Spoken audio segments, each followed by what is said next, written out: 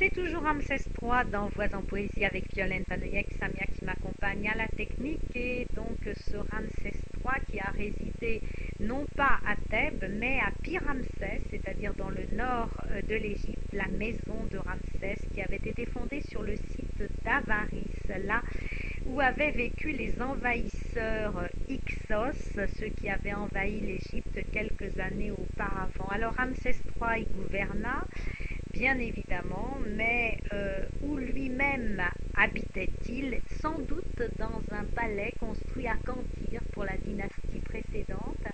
Un beau palais, hein, vraiment remarquable, sur 35 hectares, avec des habitations, des thermes, des salles de réception, des bureaux, une fabrique d'armes, des remises aussi pour abriter les chars de guerre et beaucoup d'animaux, particulièrement les animaux exotiques émettant les pharaons.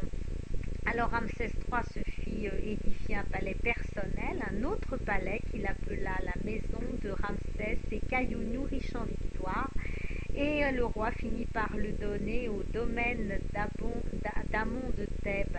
Alors il disposait comme tout pharaon bien sûr de plusieurs palais dans les grandes villes égyptiennes, et tout était véritablement garni, bien installé, avec bien sûr des soldats protégés également, mais était très bien organisé. Alors je vous l'ai dit, le roi a gouverné d'une manière assez remarquable puisqu'il a refait toute l'administration de son pays, et il a pris aussi l'habitude de développer des cultes dans toutes les villes.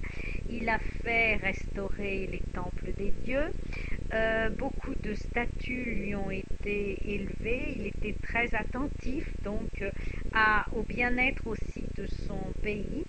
Alors les Nubiens qui étaient au sud de l'Égypte menaçaient toujours le pays, mais il avait mis à la tête du pays de Couche, de son chef de troupe, comme chef de troupe de Couche, un certain Hori, fils de Gama. Hori qui était un très haut fonctionnaire en qui il avait une confiance totale, si bien qu'à chaque fois que les Nubiens ont essayé de s'imposer ou de se révolter, eh bien ils ont tout de suite été battus par les Égyptiens.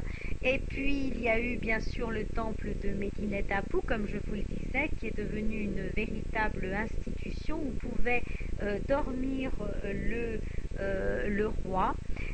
Il y avait donc dans ce domaine toute une activité, et puis à côté de ça, eh bien, il a fallu organiser la pyramide des responsabilités.